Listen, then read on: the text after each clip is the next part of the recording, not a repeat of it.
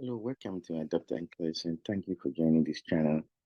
Today we'll be doing your genital system review where we talk about stuff on the kidney and kidney pathology and what you need to know for your NCLEX. It's a very quick review, straightforward things you need to know for your exams.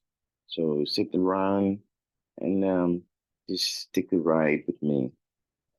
I hope you gain something out of it. All the best of luck as we go through this information. So, before you can know what is going on with the kidney, you have to know what is that. And so, the kidney is a good organ that regulate fluid and electrolyte. So, every fluid and electrolyte in your body is regulated by the kidney. Very, very important distraction. It also contribute to the acid-base balance in your system. That is the main thing that involves in regulating your acid-base balance, including your lung. But the kidney is the most important. And all the waste that you have in your system is secreted by the kidney, basically. You get rid of it. So urine is very important because it contains a bunch of waste that you have to get rid of it. And you get rid of some of them through your BUN. We can tell if things are going in the wrong direction. You also control your hypertension. Very, very, very important. People who have kidney problem always have hypertension through the renin-angiotensin system, the RAS system. Your blood pressure is completely controlled by this system. So we don't need to go into detail, but just know that your blood pressure is controlled by the kidney. It's a major organ that controls your blood pressure. Anemia, erythropoietin is usually produced in the kidney. So people with renal failure, they usually have anemia, so they need another source of erythropoietin, okay? And so they get shots for erythropoietin so that they can control the anemia. As you already know, calcium regulation, very, very, very important from the kidney. How does it do that? The kidney converts vitamin D into active form. So vitamin D into active form. And this vitamin D go to your GI tract, okay? And then they absorb calcium. So without this information, you cannot absorb calcium. Just know that when you have vitamin D deficiency, you're going to have calcium deficiency. But when you have calcium deficiency, you don't have vitamin D because you need vitamin D to absorb calcium. You don't need calcium to absorb vitamin D. It's a concept you have to know that sometimes it can trick you in the select or that apply question, whether new generation, old generation. Vitamin D deficiency will lead to calcium absorption abnormalities, but calcium deficiency doesn't affect your vitamin D. Your vitamin D you get it from sun exposure and other food. And the other last one is excrete urine. So urine containing medication. So it's very, very, very important, like the kidney and the liver. Those two organs regulate medication. So if you take certain medication that can affect your kidney, it's not good. So because they get rid of it. So those are the main features that when you know this, if they ask you a question, you can figure it out. Oh, I know irregulated fluid electrolyte. If I have a kidney problem, then my fluid electrolyte will be in problem. My acid base is going to be in problem. I can't get rid of my metabolic waste. My blood pressure will go up. I'm going to become anemic. My calcium is going to be in trouble. And I can't get rid of some medications. So I need to modify them. This is what they give you in the select or apply. You hear what I said? Completely using the function, you can figure out any question they give you. What electrolyte you expect? What lab work do you expect? When somebody have renal failure and the blood pressure is high, it's because, they cannot regulate their calcium, they have anemia, they have acid base and excreting waste issue. Yeah, that's why their BUN goes up. Things make sense in science. Everything is interconnected, like I said always. So, brief overview, function of the kidney, be involved with that. We take urine and then we send it to the lab and to basically do some studies on it, metabolic studies, chemistry studies to figure out what is going on. You have to know how to collect your urine. So you want to do it by first void in the morning sample. So if you need to send some urine, first void is very, very important. You just need 5 ml of urine. That is the minimum you can get. Okay, don't send anything less than, so not 5, 15. Don't send anything less than 15 ml. Okay, and you can send it to the lab immediately, or you can put it on ice if you don't have time, and later on you can send it down. So either immediately or put it on the ice, which is refrigerated, so you can refrigerate it. Either you send it right away or ice and then refrigerate it. Okay, you have to note the color of the urine. It's very important. Whenever you collect the urine, you have to know the color. Is it amber? Is it dark? Is it clear? All those things you have to know. And that will give you the idea of specific gravity. It just gives you the idea. Okay. In the urine analysis, urine analysis, there should be no glucose. Okay. Okay. There should be no protein in your urine. Okay. There should be no nitrates in your urine. There should be no RBC, red blood cell, in your urine. That can be why the VBC, the reason why I'm saying it, the VBC, you only have infection if they see bacteria that is greater than 10,000 organisms. If they give you a question and they said the VBC less than 10,000, you can consider that as normal. It's not infection. So I just say that so that you can know. Apart from that, glucose, protein, nitrate, RBC, you cannot have it. You can have a little bit of the VBC. In order to make a diagnosis of infection, it should be less than greater than 10,000. It should be greater than 10,000 organisms. Okay. They also will give you the pH, see how concentrated acidity of the urine. You want, if you're getting a clean catch, you want a midstream urine, okay? And you have to clean the labia or gland penis for male, basically. So midstream, those are key, and clean the labia and the gland and penis for male patients, okay? How do I know the kidney function is between BUN and creatinine ratio is the most important.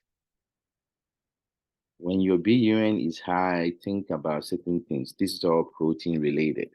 So either the people, they have liver issue or kidney issues, or they dehydrated. Usually a normal greater than 20, that's a sign that something is wrong. Or they're on high protein diet, your BUN can be high. Okay. This is the GI bleed. So patients who have cirrhosis, they come in with GI bleed. You should expect their BUN to be high. And so those are some of the conditions that can cause your BUN. The creatinine is the most important to determine kidney function. That is because it's a protein and it tells you about the kidney function. So creatinine level, it's the most important. Usually it depends on the lab. 6.6 to 1.2 is okay. When you get into 1.5, it's bad. We said you have dehydration if BUN and creatinine, the ratio is 20/1. So that's why that's why people say your creatinine has to be 1 and your BUN has to be 20. If it's greater than 20/1, yeah, then we know you're having renal issue, either you dehydrated or anything like that. So those are key facts, straightforward information. Sometimes they want you to collect 24-hour urine. This, you have to know the steps, okay? The first void, discarded. So you discard the first void, okay? And then the subsequent void, you collect it. Okay, you collect it and you refrigerate it or keep in a container. You keep it in a container on ice, whatever you want to do. But it's very important to discard the first void. The subsequent void, you collect it, you refrigerate it, or keep it in a container. That is very, very important. You need to check their serum creatinine because that's what you can compare it to make sure the ratio are not different.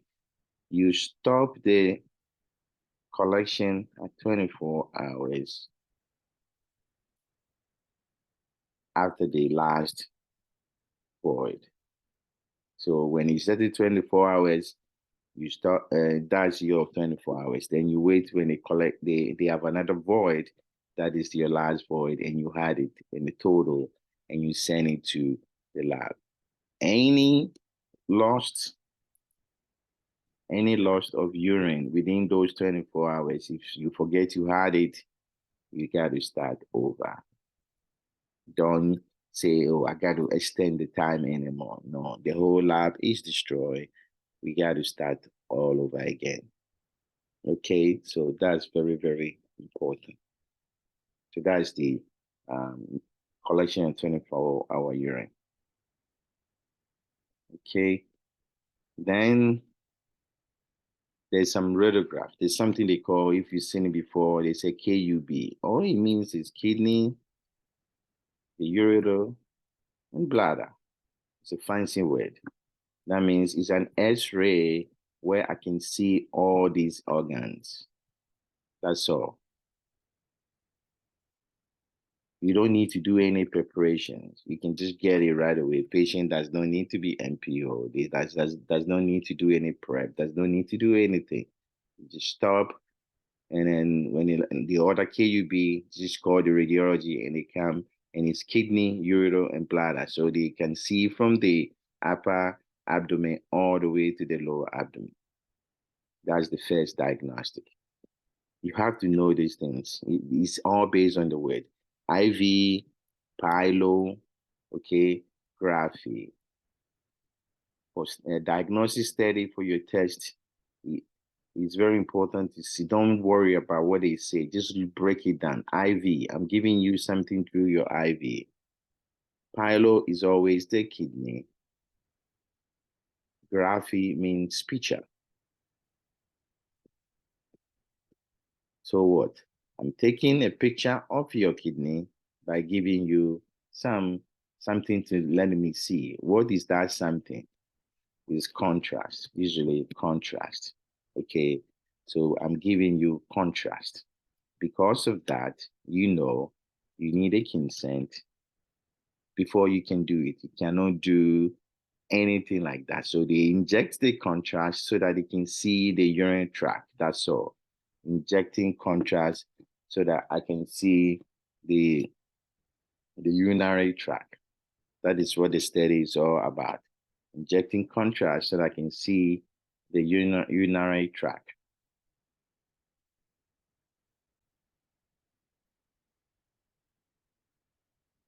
So I'm going to inject contrast. This is very important. I need a consent. We got to make sure your creatinine is normal. So we got to check it before we do that. You have to be NPO for at least 8 hours. Okay, 8 hours, very important. It used to be whenever you're giving somebody contrast, you the nurse, you got to do certain things. Okay. You got to check. So intervention in terms of contrast, right? Make sure they are not diabetic and not on metformin to avoid metabolic acidosis, giving them contrast. Okay. Make sure they are not allergic to contrast, whether they've had it before or anything like that. It used to be this shellfish. If you see it in your test, it does not matter. Don't worry. If the patient has shellfish allergy, okay to give contrast. We've changed now. It does not matter anymore. You have to tell them, inform the patient that they're going to have sensation, feeling of sensation of flushed skin. That is from the contrast. They feel like a little bit hot, warmth. They may have some nausea. It's okay. And if you can feel some metallic taste in their mouth, that is okay. All these things very important. You tell the patient. You need to let them, you give them IV fluid to flush the kidney out after the study, and they need to take a lot of PO to help also get rid of a contrast after the study. Okay. If they are on metformin, like I said, they have to stop the medication 48 hours before the contrast, then resume it 48 hours after the contrast, 48 hours after the study. Those are the key that you have to pay attention. This is select or apply question, whether in the next generation, they can ask you the same thing, next intervention is the same thing. Just know these facts and you'll be fine.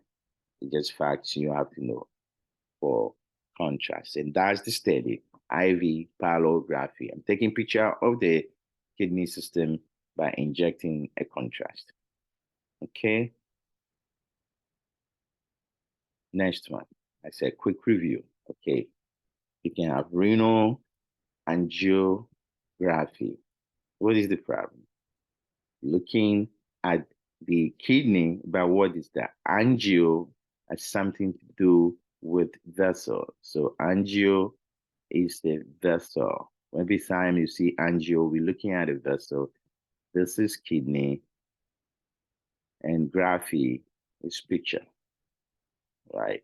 So I'm taking pictures of the kidney, okay, vessel. So looking at the renal vessels. The same thing. You got to inject contrast to see it. Therefore, do the same thing we talk about for contrast. You check whether they are allergic to, if they are diabetic, they're not taking metformin, all those things I just said about. But the other thing you have to check is, that they have to go through the groin. So this is like cardiac catheterization. It's the same thing. So they go through the femoral vessels to do the study. So they go through the groin, and therefore, after the study, your normal one is hemorrhage control. So you got to check the groin, okay? Make sure there's no hematoma. Make sure there's no bleeding there, no swelling there, okay? No swelling in the perineum either. If they have back pain after this, that is bleeding, and that is B sharp. That's your job. If they have, check their pulses after the study and look for signs of bleeding. They may not tell you that they're bleeding, like the groin. Look for signs of bleeding. You see urine output decrease, their heart rate goes up, the blood pressure goes down, they have change in mental status, they are diaphoretic. All these signs is telling you patient is in shock and is bleeding. So those are the signs that you look for. And that's your job. And the patient, bed rest for 6 hours. That leg is not moving. Okay. You have to make sure that where the groin side is not moving. Otherwise, they will bleed. Another study is bladder scan. This is fancy. When you go to the floor, you see it all the time. This is basically an ultrasound to scan the bladder for patients who probably we think they have urinary retention. And it is portable. It's a portable unit. You can hold it to take it anywhere to patient room back and forth. And you put it on the belly and the lower abdomen, like you're doing ultrasound for a baby. And then you look into the bladder. It will scan how much fluid in the bladder. Anything greater than 100 ml need intervention. So call HCP so that they can give you some order. So greater than 100 ml bladder scan is not normal. Straightforward. You just have to call. If it's less than 100, yeah, that's fine. Then there's something they call cystoscope. Okay. Cystoscopy. Okay, I'll just say cystoscopy. Cysto is the bladder. So this is the bladder. Cysto is the bladder. And endoscopy is picture, like camera, using the camera to take a picture. So looking inside the bladder. That's all. It's a study to look inside the bladder to see if there's a tumor there, if there's a stone, if there's any problem. You're bleeding, they look into the bladder and see what is wrong. So this is surgery. You have to NPO for 6 hours. If they're going to give you general anesthesia, if no general anesthesia, okay, if there's no general anesthesia, you don't need to be NPO. They can do this in the clinic.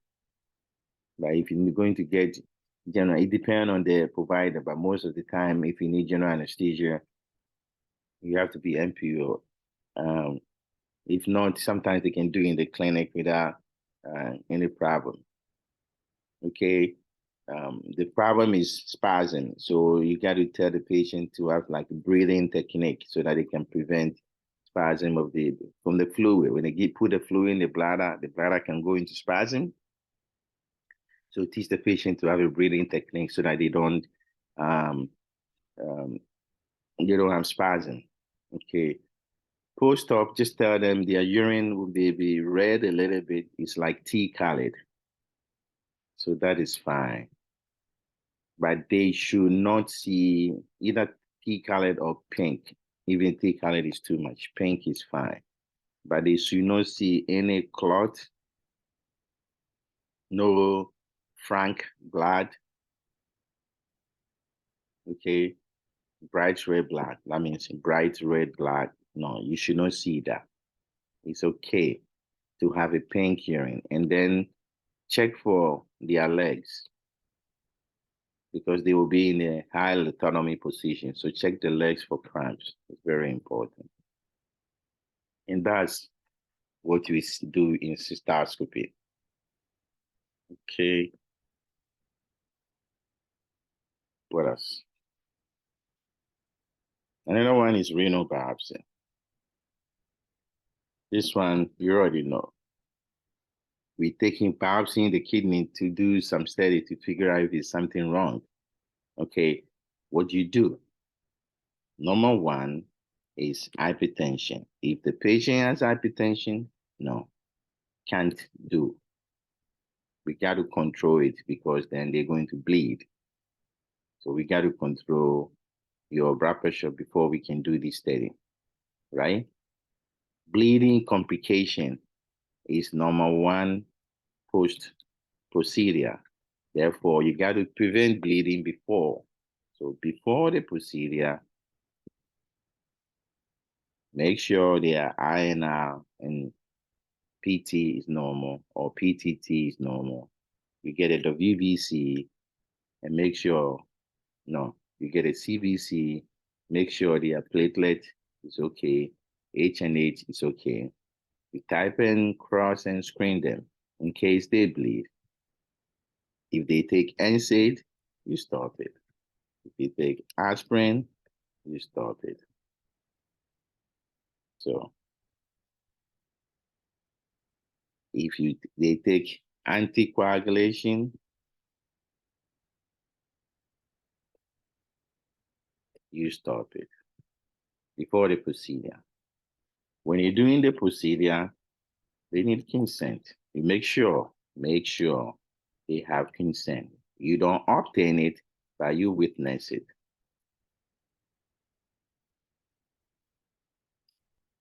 Then, during the procedure, which position for your question, fundamental, they have to be prone.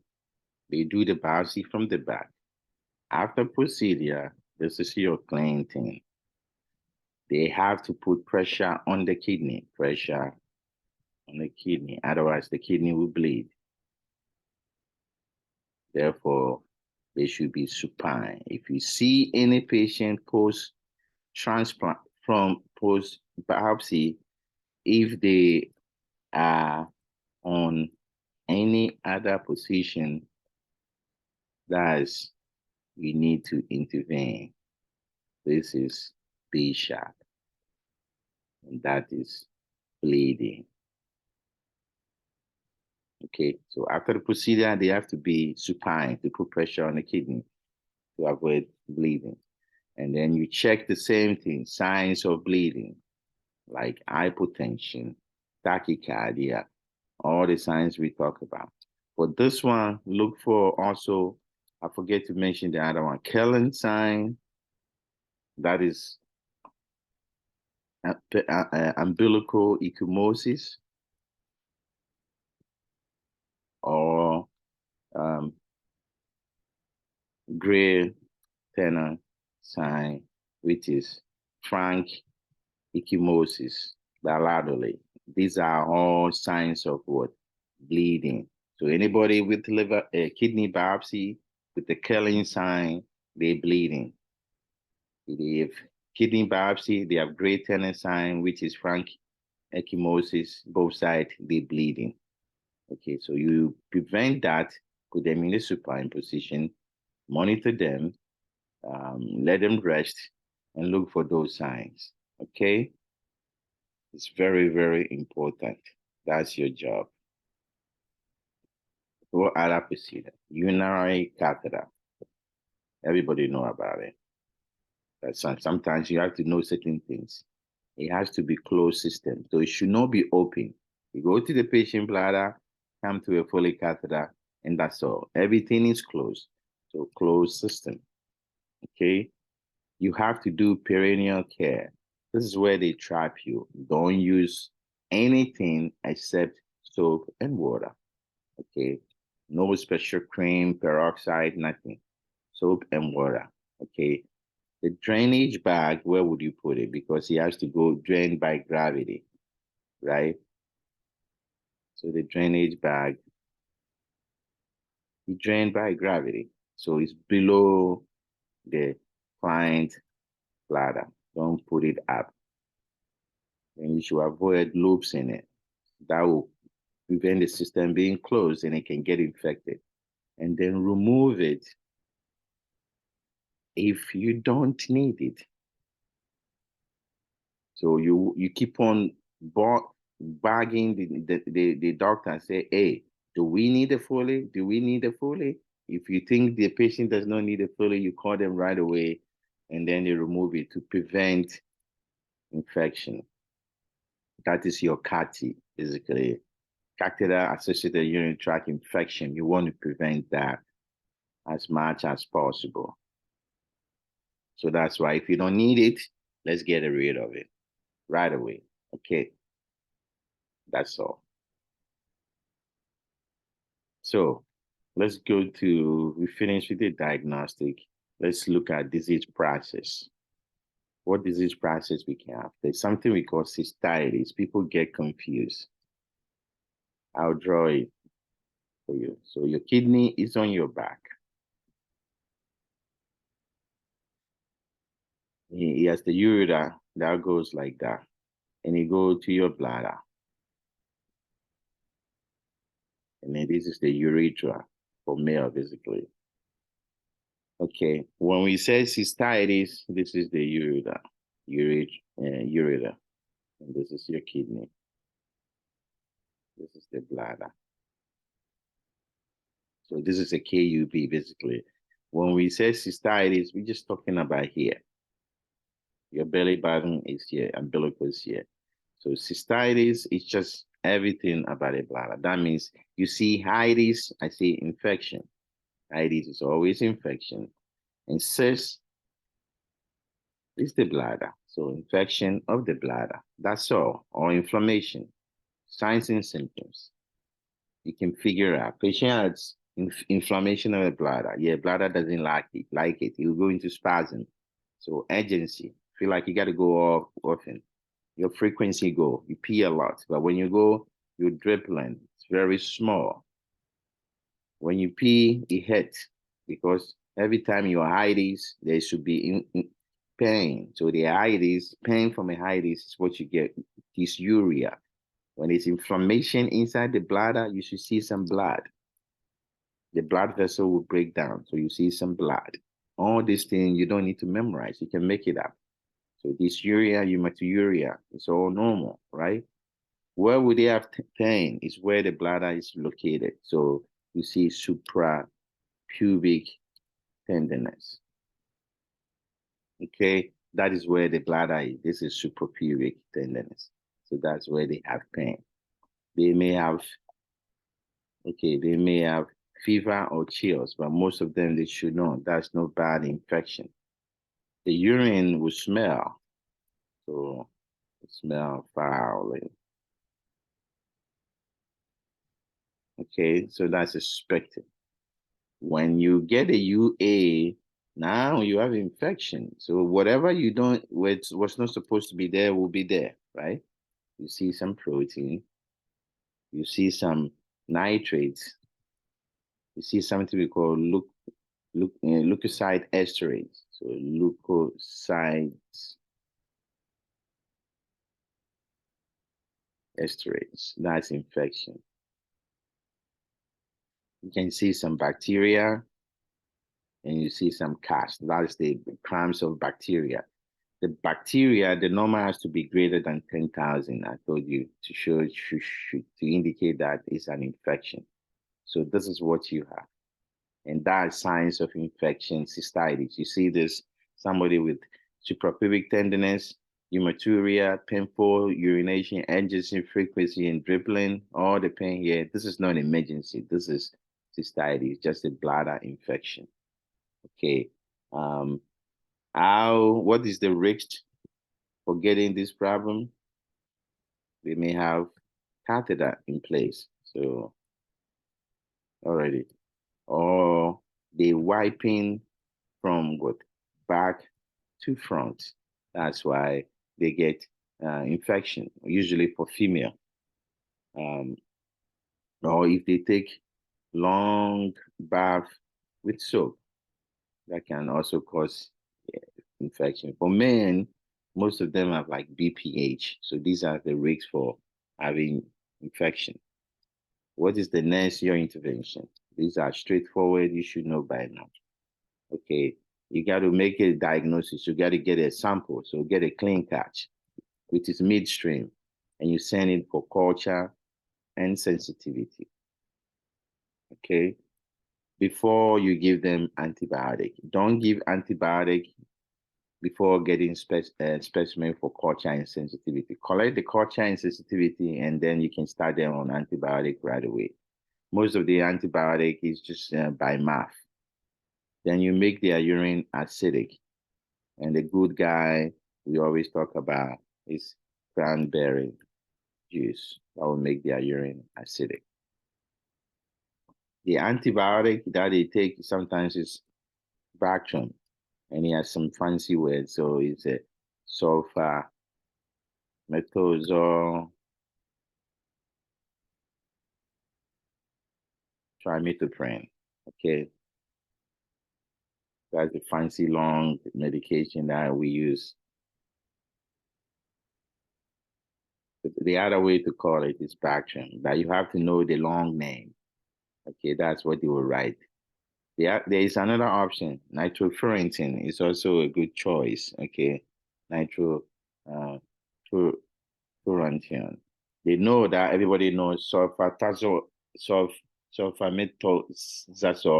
trimethoprim. They know everybody know that, but then they will give you nitrofurantoin. It's the same thing.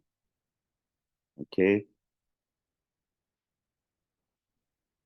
and so that's the treatment so far. Now you got to manage. So you got to manage their pain. So we treating it. You got to manage the dysuria. What we use is the Phenozypyridine. So basically, is an analgesic that help with the pain in the spasm. Okay, and your body like that. They like it very well. Phenozypyridine. That's what they use.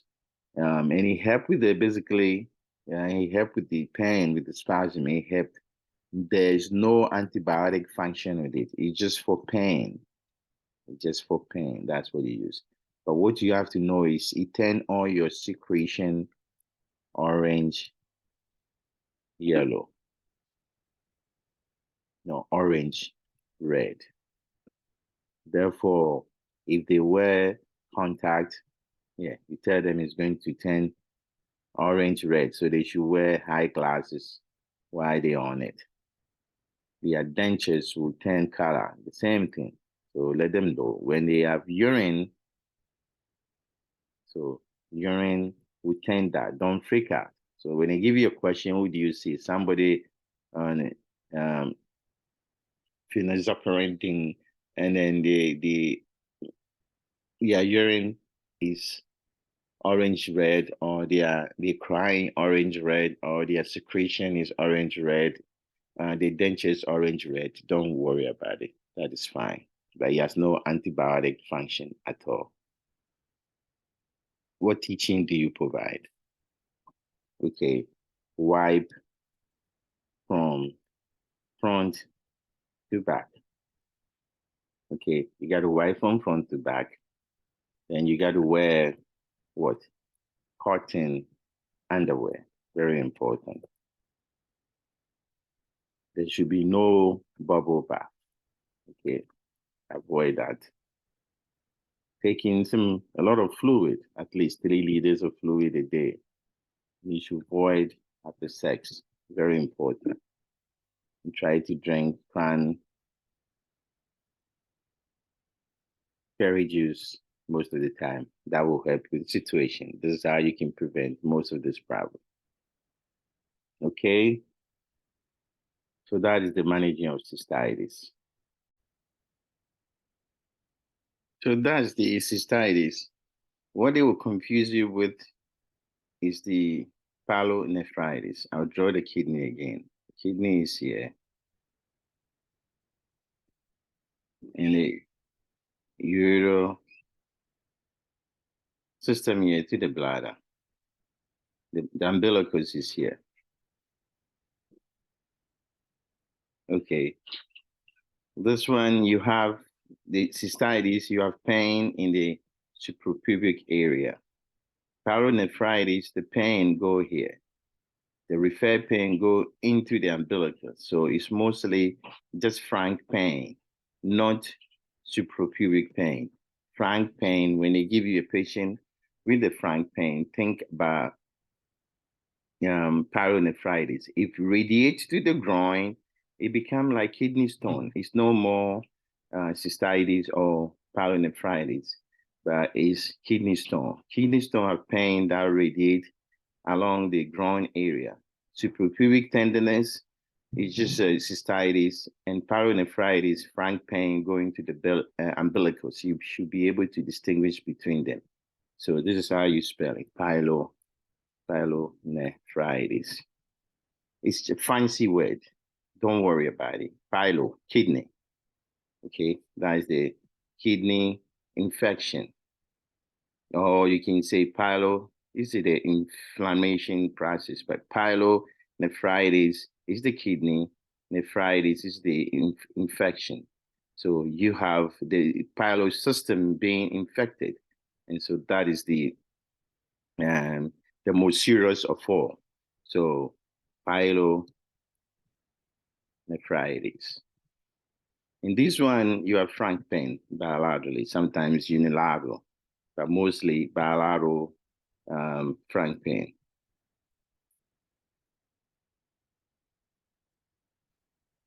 Frank pain. Patient will have fever, they will have chills because it's severe. Their white count is very high when you get a CBC. Yeah, those one, and they may have hemodynamic changes, not like the cystitis. That means the blood pressure can go down, they will be in shock. This is what we call urosepsis. This is where it came from. You may have BP down, and it may be tachycardia, unlike cystitis. So this one is serious. Yeah, you need to do a culture and sensitivity. Then after that, you give them antibiotic. You give them broad spectrum antibiotic. Broad, because you don't know what kind of bacteria is in it. Broad spectrum antibiotic. Then after that, you get the results of your culture. You tailor it that. So you just basically specific antibiotic based on the organism. But this is very, very important. You should be able to distinguish that cystitis, okay, cystitis versus kidney stone versus pyelonephritis. Cystitis, you have just suprapubic pain. Pyelo, frank pain, you go to the umbilicus. Kidney stone, it goes to the groin, pain going to the groin. So that's the difference. Okay? Yeah, this one is serious. B-sharp moment. Okay, now there's two conditions I want you to know very much for who do you see. If they try to trick you, glomerulonephritis, fancy words. That means what? Glomerulus of the kidney is just infected. It has inflammation. That means the glomerulus is the little things that filter urine. It's just the inflammation of the urine itself, of the glomerulus system. Acute glomerulonephritis, they like asking that. You see it in kids, children, after they have strep infection. So a week after strep infection, 2 weeks, a patient coming with what? I'll give you some of the symptoms, but they will usually have infection, upper respiratory infection, like sore throat, you get treated and finished, and then they come in. So this is like immune response damage to their glomerulus, basically, after the infection. And what did they come? Presentation. It's very important. You have to know this. They will come in with periorbital edema because they lose protein. But their protein loss is not that much compared to the other one we'll talk about. So they have periorbital edema and due to protein loss. Okay.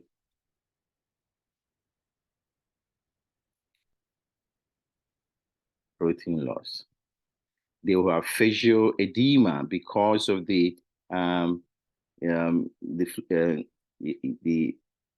the protein loss, so facial edema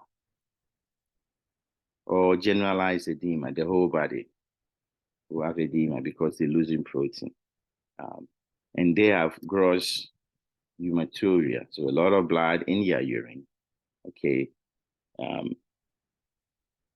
And so their urine will be like tea-colored. That's what it means. So if you see it, they give you tea-colored urine, yeah, this is it. And they may have protein in their urine, so proteinuria. That's how they're losing their urine, their protein. And hypertension, number one, okay? If you see that, worry about it. So they will have hypertension. And this, if they have severe hypertension, they will develop encephalopathy. So that is bad.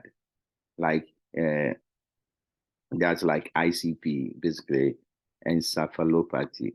They will develop this, and then you have to see this patient. So if any patient have pyelonephritis, acute glomerulonephritis, and you see hypertension, you have to see this patient. You have to see this patient right away. If they give you this patient, acute glomerulonephritis with hypertension, I need to see them. But 4 things: periorbital edema, facial edema, they have gross hematuria, they have proteinuria, and hypertension. And those are the key features. You have to see them. What does the nurse do? Let them take rest, okay? Rest your body so that you don't have to bend yourself up, okay? They need to reduce and sodium and protein in their diet. So reduce sodium. Why? Because the kidney is affected. The kidney control, if your kidney failure, you should not be taking too much sodium and protein. So reduce sodium and protein in diet. And then weigh them. Daily weight is very important to see how much edema they're getting, okay? And I say your B-sharp moment is hypertension. You got to intervene. Otherwise, if you see tea-colored, I'm not worried. If I see gaining weight, I'm not worried. But if I see hypertension, that can lead to encephalopathy. Yeah, that's somebody I have to see. So if they give you a question and they said the patient have acute glomerulonephritis with hypertension, yeah, you got to see this patient. But if they just have edema, tea-colored urine, you don't worry about it. So that's that. How do you manage it? Well, you got to treat them with the penicillin for the strep infection. They may need some steroids, and they may need some antihypertensive medication.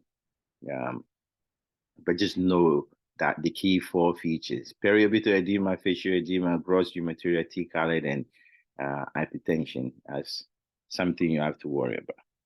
His brother is nephrotic. They put it nephro.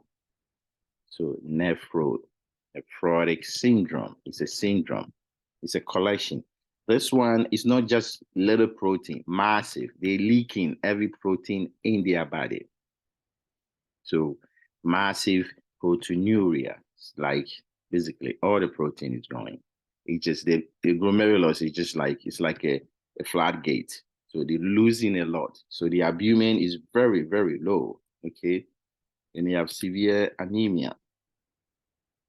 Oh, let me talk about edema face. And so you expect their face and the whole body edema. Because these people, that's the difference between nephritis. Because these people are losing massive protein loss, proteins. In the process, it make more lipids. So they have high lipids level. Remember, the liver make lipids. So they have lipoproteins can make. So they have hyperlipidemia. So these people, they have massive proteinuria, low albumin, severe edema, and then hyperlipidemia compared to the glomerulonephritis. They don't have it, but these people, their lipid level is very, very high. They too, because of the edema, hypertension is your number 1. If you see it, it's emergency because they will have encephalopathy. and that's the ICP. So we don't want that. Okay? We don't want that at all. And usually it's in kids. So what do? I mean, you got to get a specimen, you need to get a urea analysis to check and look for all the protein. This does not need to be sterile. These two conditions, when you get in urine for analysis, it does not need to be sterile. Okay. If it's a kid, it can pee for you, just put some cotton balls. Okay. Cotton balls there. And then soak it and then squeeze the urine out of it. That's how you can get urine from kids that you cannot put Foley and or use the diaper, squeeze every fluid in the diaper. And that can tell you how much they peeing. Okay. You don't need to have a catheter. So no need to have catheter. You can do that for these kids so that you don't have to bother them. Okay. For all these things, what do? Because especially for the nephrotic syndrome, how do you manage them? It's very, very important. So this is for nephrotic syndrome.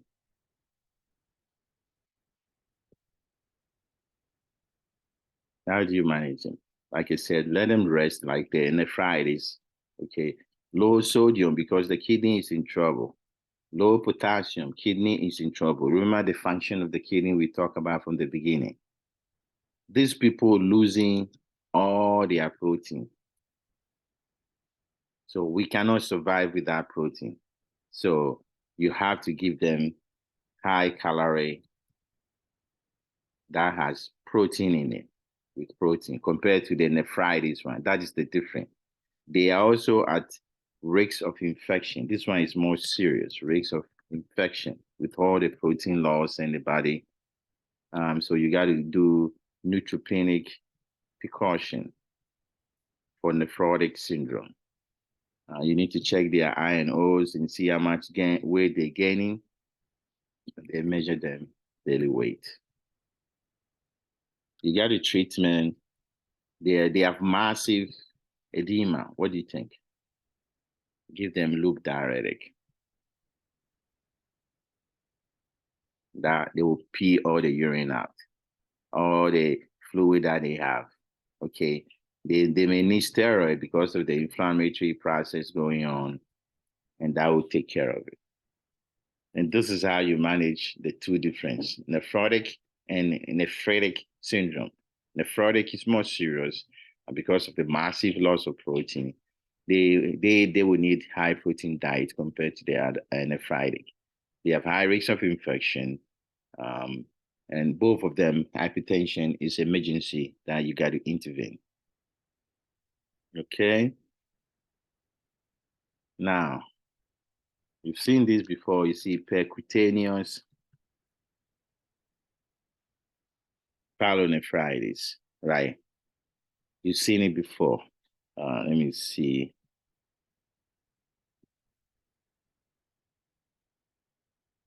I just want to put this process there.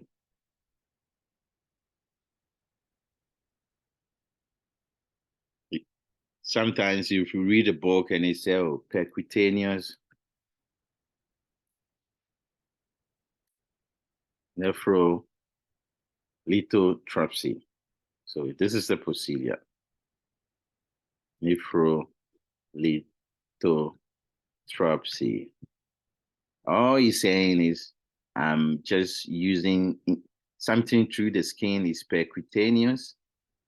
Nephro is through the kidney. Lithotripsy is breaking down the stone, basically.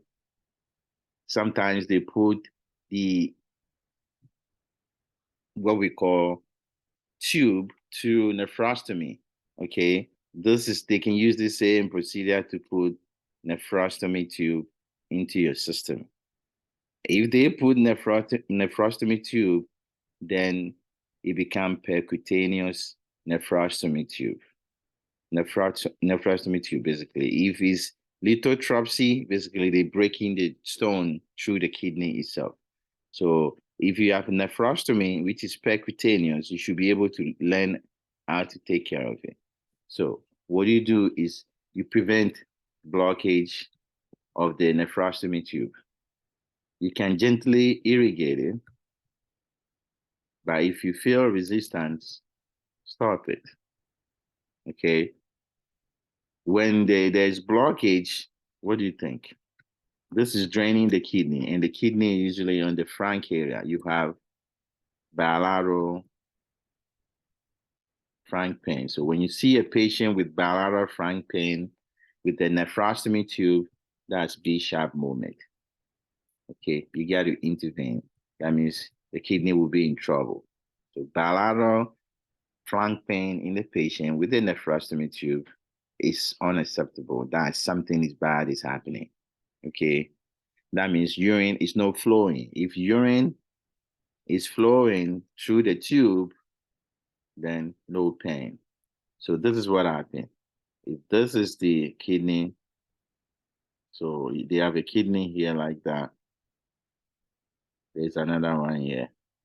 And so nephrostomy tube, you go here. So this is the ureter to the bladder. You have a catheter going here, come to their skin, and it's collected to a bag. There's another one here. So urine that doesn't go here. Urine made in the kidney, it goes down here. Therefore, if this is blocked, they'll have pain, like they are having pyelonephritis. So the pain. So that's why that is a B-sharp moment. It's like sepsis that's about to happen. So that is percutaneous nephrostomy tube. If they say percutaneous nephrolithiasis, that means we're breaking the stone in the kidney, and you tell the patient to look for, screen their urine and look for those stones, make sure they pass in them, and drink a lot of water. So that's the difference between them. So that's the segue for kidney stone. So kidney stone. They won't say kidney stone.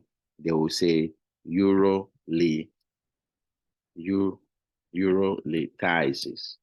Once again, just to confuse you, kidney lithiasis is stone. It's like cholecystitis or chololithiasis, stone in the gallbladder. So urolithiasis is stone in the kidney. So you have the kidney, and then they have stone in it, like that. That's the bladder. So when you have stone, it can be anywhere. Most of your pain will start from here and it go into the groin. So they should have pain radiating down. Okay, pain. So they have sudden onset of frank pain because of where it's starting from here. So, but it has to radiate down to the groin. If you radiate to the umbilicus here, that is pyelonephritis. So that's different. So sudden onset of pain radiating to the groin. They may have nausea. Okay, they may vomit from the pain. These are all from the pain. It doesn't mean they have obstruction. It's that vomit from the pain. The stone, when it's going through the urethra, it can cause damage. They have blood in their urine. That is all acceptable. So somebody with pain radiating through the groin, flank pain to the groin, and they have blood in their urine, they vomit, they have nausea, that is okay. That's all normal. What is the risk factors? What do you think is the risk factor? Somebody with a hypercalcemia to form calcium stone. So hypercalcemia. And a common example is somebody who doesn't move, immobilization, or hyper-PTH. You take too much calcium, you form stone. Okay. You can also have uric stone. So if you eat too much purine, that's like you're getting gout. Or urine stasis, urine doesn't flow. That can also cause a problem. How do you treat it? Straightforward. Treatment is easy. Pain management for the pain, and let them push fluid at least 3 liters a day. Okay. And they have to strain all their urine to make sure they pass the stone. They should avoid food high in oxalate. If it's calcium, if it's a calcium, which is the number one common cause, calcium stone are the common. So you should avoid food that are high in oxalate. If there is high in oxalate, the calcium exchange with that and you form more stone. So you should avoid food. If it's calcium stone, avoid food that is high in oxalate, and that is like spinach. They should avoid it. Black tea is one of them, and chocolate. Chocolate is high. You should avoid it. Okay, and that's formation of kidney stone. Drink a lot of water, manage their pain, and strain their urine so they can find it. But you have to know which direction the pain is going. Pain go through the groin, and then it cause problem. Okay, so that is that.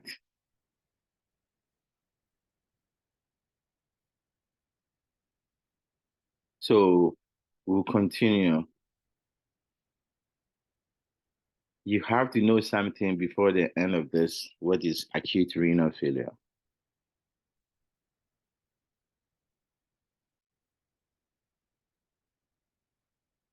That means the kidney is not doing well. There's types. 3 types. The easy way is, let me draw it. That is the kidney. That's ureter. That's bladder. Acute is pre-renal. That means before the kidney. So anything before the kidney, and usually your blood is within your blood. Like your blood pressure goes down, you are in shock, your heart is not pumping well. So it does not have, it has nothing to do with the kidney or anything near the kidney.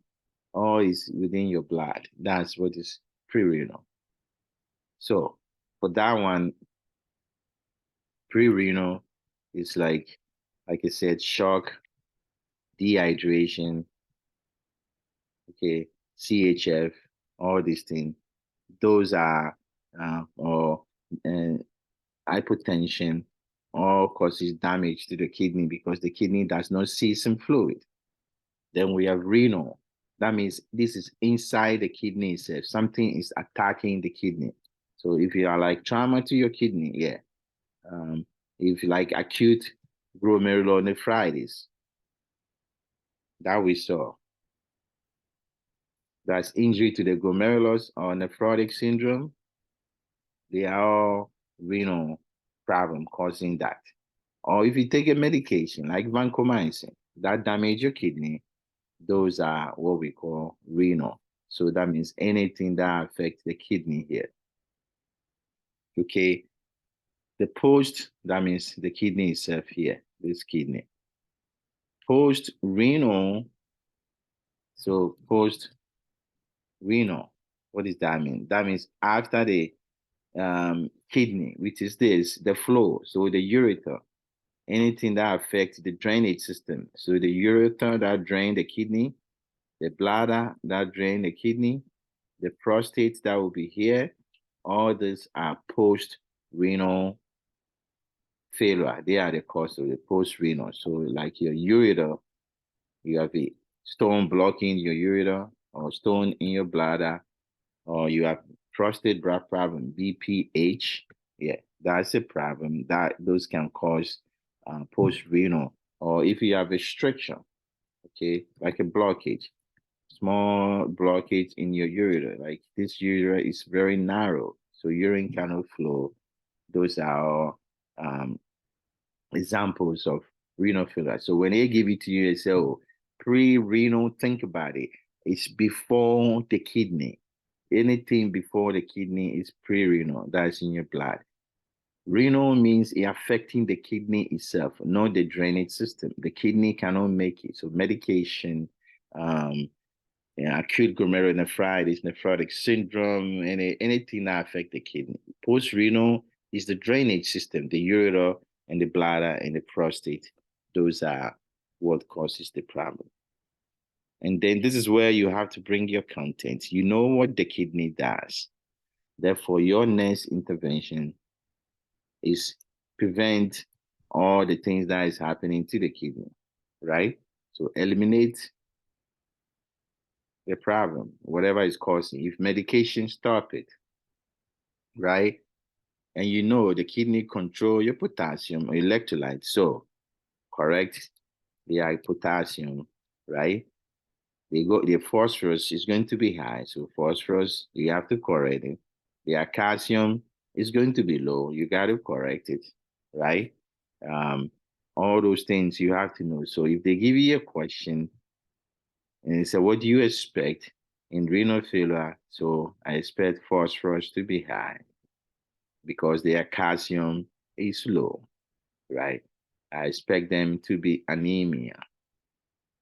I expect them to have Ki. That's where you remove your kidney, and potassium is in your kidney. So I expect their creatinine to be high. I expect their BUN to be high. This is easy question you should not miss, right? You should know how to correct their potassium. How do you do that? You give them insulin and glucose. You push potassium inside the cell. You give them K-acylate to let them poop it out. If none of them help, you can give them albuterol, also push it inside the cell, and sometimes they will need dialysis. If they have EKG changes, you give them calcium gluconate first. That's number one. And that's your management of kalemia in a renal failure patient. Take care of yourself. Subscribe to the channel. Follow up with the next part 2 of this extensive urogenital system review. All the best of luck and take care of yourself.